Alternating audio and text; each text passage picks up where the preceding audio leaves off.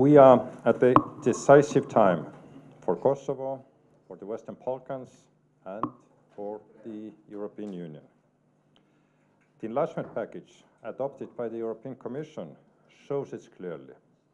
In a changing geopolitical environment, the European Union stands ready to rise to the occasion and bring partners with European aspirations even closer. For the European Union, enlargement is a strategic imperative, an investment in stability, prosperity, and security. As we put this vision into action, political commitment to the European Union-related reforms is key. In several countries, we have seen remarkable progress, and further reforms can make their accession a reality still within this decade. Your neighbors, Albania and Montenegro, are very much on the right track. Now, it is equally important for the European Union to prepare for the larger and stronger Union. The European Commission will soon present its findings on how future enlargements will affect key policy areas. While there is a momentum on the EU side, this alone is not enough. And here I come to Kosovo. Let me say it very clearly. To help you to progress on the European Union integration path, we need partners.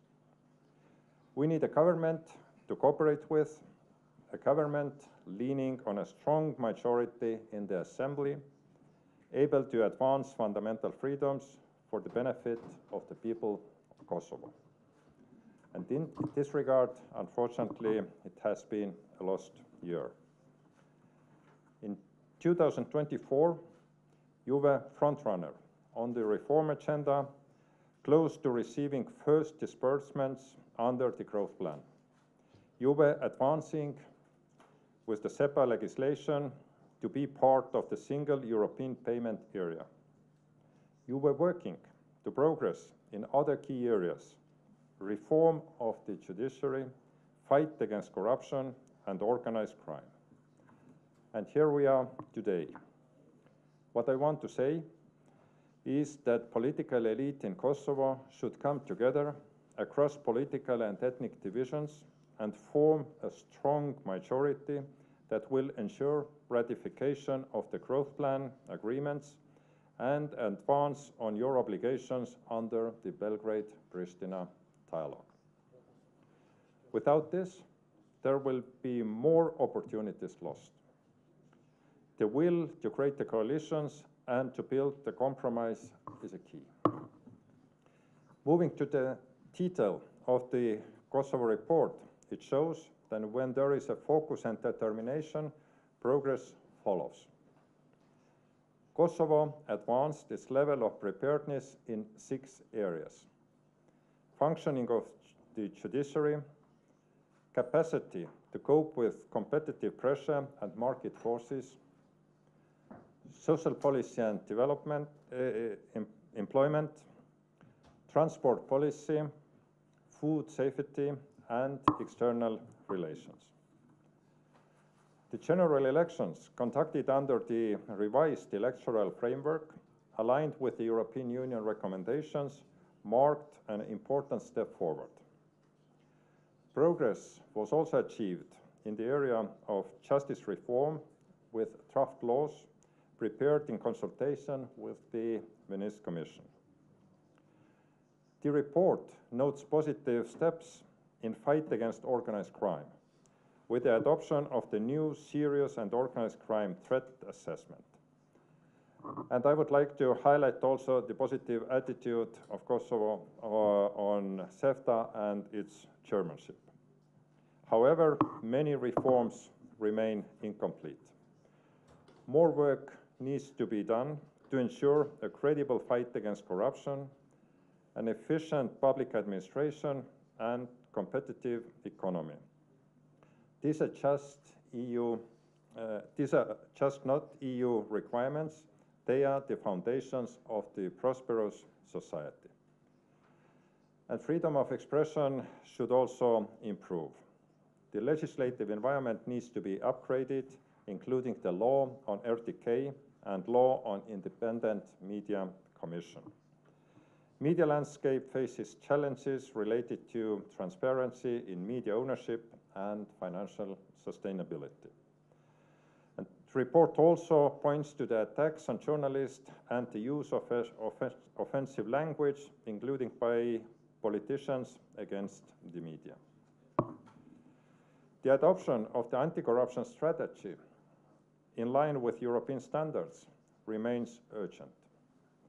On European standards, Kosovo made progress on competitiveness and inclusive growth, particularly digitalization. However, environment, consumer and health protection require much greater effort, being at early stages of preparedness for many years now. There is much more detail to the state of play, level of preparedness achieved across the chapters and recommendations for the year ahead.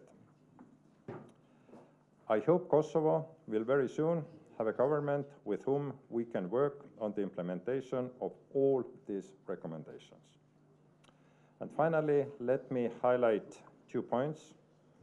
Your voluntary alignment with the common foreign and security policy and implementation of the European Union restrictive measures signal your clear commitment to the European Union values.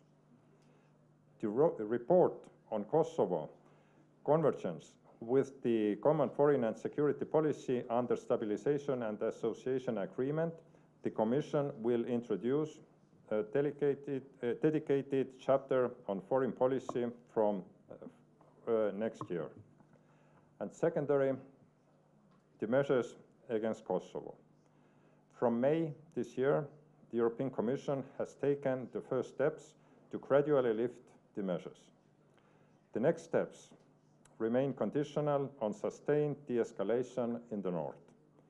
The Commission intends to further lift these measures, provided an orderly transfer of local governance in the north when it's achieved and following the local elections, and de-escalation should be sustained.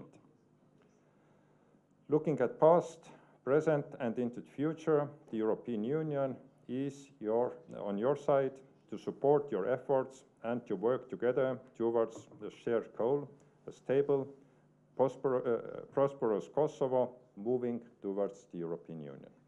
Thank you very much. Today we are here for the country report of Kosovo, which is from 1st of September 2024 until 31st of August 2025. And how the European Union is preparing this report. Actually, we are not preparing this report. You are preparing it. Politicians in government, in the opposition, civil society, business community, and everybody in this country. Our job is just to register what was done well and what could be done better for next year. So I would like to thank all of those who have contributed and helped to put it on paper and to move forward. Now about your question, again, I mean, for sure, if need, it will be reflected in the next year's country report. I know you are not happy with this reply now. How we are functioning, I mean, it's not so that if something happens, European Union immediately makes a statement. We make a statement if we cannot solve or help in any other way. First, what we do, we try to gather the information. What really happened? Who did it? Who is concerned? And we are very much in contact with the authorities here. We are gathering this information. And if there is a problem, then in diplomacy, we try to solve the problem and try to contribute to helping to solve. And if nothing can be done, then we make the statement also. But let's wait a bit. So it's a bit too quick. I have been here in Kosovo since 1st of September 2024.